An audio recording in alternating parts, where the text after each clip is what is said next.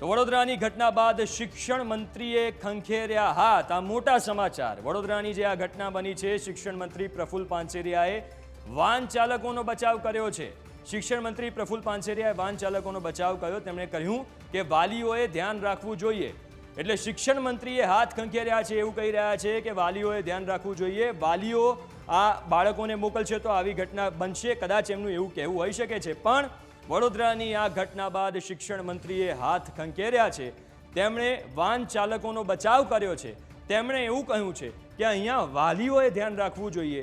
એટલે અહીંયા એ શું મંત્રીજી કહેવા માંગે છે એ પણ એક સૌથી મોટો સવાલ છે કે વાલીઓએ ધ્યાન રાખવું જોઈએ। આ નિવેદન તેમણે આપ્યું છે।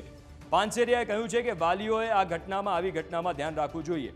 હવે સ્વાભાવિક રીતે અહીંયા સવાલ એ થાય કે જો ઘટના ઘટી જાય છે તો જવાબદાર કોણ છે?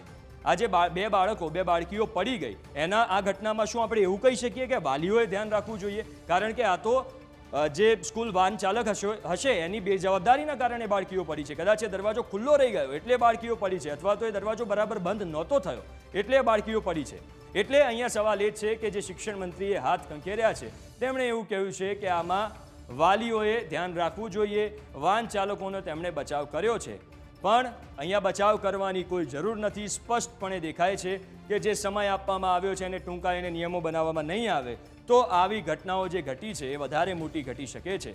હવે તમે ખાલી વિચારો કે આ ઘટના કોઈ રોડ ઉપર, ચાલુ રોડ ઉપર બની હોત કે જ્યાં વાહનો હોય છે, જ્યાં ટ્રાફિક હોય છે, તો અહીંયા શું અંજામ આવ્યો હોત? કોઈ મોટું વાહન પાછળ હોત। આપણે એવું નથી ઈચ્છતા કે એવું ક્યારેય થાય, ભગવાન ના કરે કે એવું ક્યારેય થાય, પણ જો કોઈ મોટું વાહન પાછળ હોત તો અહીંયા શું સ્થિતિ સર્જાઈ હોત? એ ચાહે એક બાળક હોય કે 100 બાળક હોય, એ બાળક હોય છે, એક જીવ હોય છે, ને એટલા માટે જ કાર્યવાહી કરવી સૌથી વધારે જરૂરી હોય છે। જવાબ અહીંયા આપવો પડશે કે શું આ ઘટના ઘટી છે, એના માટે જવાબદાર કોણ છે? આ જવાબ આપવો જરૂરી છે।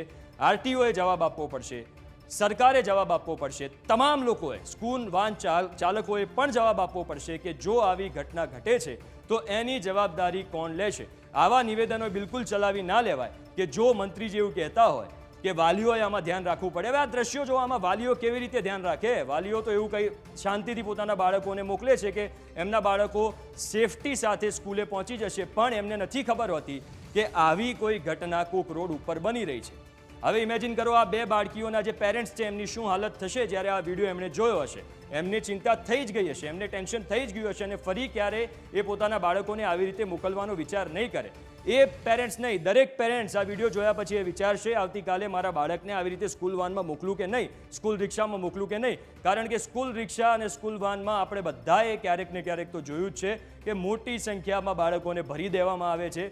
10ની કેપેસિટી હોય તો 15થી 20 બાળકો હોય, 12ની કેપેસિટી હોય તો 24 બાળકો હોય, 5ની કેપેસિટી હોય તો 10 બાળકો હોય। એટલે અહીંયા સવાલ એ છે કે નિયમો બનાવવા બહુ જરૂરી છે। હમણાં ટીવીમાં જોયું અને ગુજરાતની આવી અનેક શાળાઓમાં બાળકોને વાન રિક્ષામાં જ્યારે શાળાએ લઈ જતા હોય ત્યારે આ વાન પ્રાઇવેટ વાલીઓ દ્વારા બંધાયેલા હોય છે, અને વાલીઓ જ આ વાનનું નક્કી કરી અને શાળાએ પોતાના બાળકને મૂકતા હોય છે। ત્યારે આવી ગંભીર ઘટનાઓ કે ગંભીર, મેં દીકરી જોયું છે કે જે પડી છે પરંતુ એને વાગ્યું નથી, એનો અમે ભગવાનનો પાડ માનીએ છીએ કે દીકરીને કંઈ ના થયું। પરંતુ દરેક વાલીને પણ વિનંતી કરું છું કે જે વાન કે જે રિક્ષામાં માત્ર વાનની ચેકિંગ નહીં, એ માણસ ડ્રાઈવર કેવો છે એ પણ ચેકિંગ કરવું જોઈએ। એના કેરેક્ટર બાબતથી તમારા બાળક સાથેનું એનું વર્તન, એને બાળકને પૂછવું જોઈએ। આ બાબતે પણ બધા વાલીઓ જાગૃત થવું જોઈએ। અને જ્યારે મારી શાળાઓ કે પ્રાઇવેટ શાળાઓ, દરેક ગુરુજનો, શિક્ષકોને હું વિનંતી કરું છું કે દરેક આ એક પોતાનો એક્સ્ટ્રા, પોતાની સંવેદના સાથે બધું જ કાયદો કરી દેશે એ હું નથી માનતો। ત્યારે આપણે સૌએ જાગૃત થવું જોઈએ। હું એટલી જ વિનંતી કરું છું કે દરેક વાલીઓ જાગૃત થાય। શાળાના વાનવાળા પોતે માત્ર વાન નથી ચલાવતા, એની અંદર 8 કે 10 બાળકો એ જીવના ટુકડાઓ હોય છે એના મા બાપના, તો એના માટેની કેર રાખે, ગાડી ચલાવવામાં પણ વ્યવસ્થિત રાખે, એના દરવાજા ચેક કરે। આ રીતે શાળાઓના શિક્ષકશ્રીઓ અને વાલીઓ બધાએ જાગૃત થઈ અને આ પ્રશ્નનું સોલ્યુશન કરવો પડે।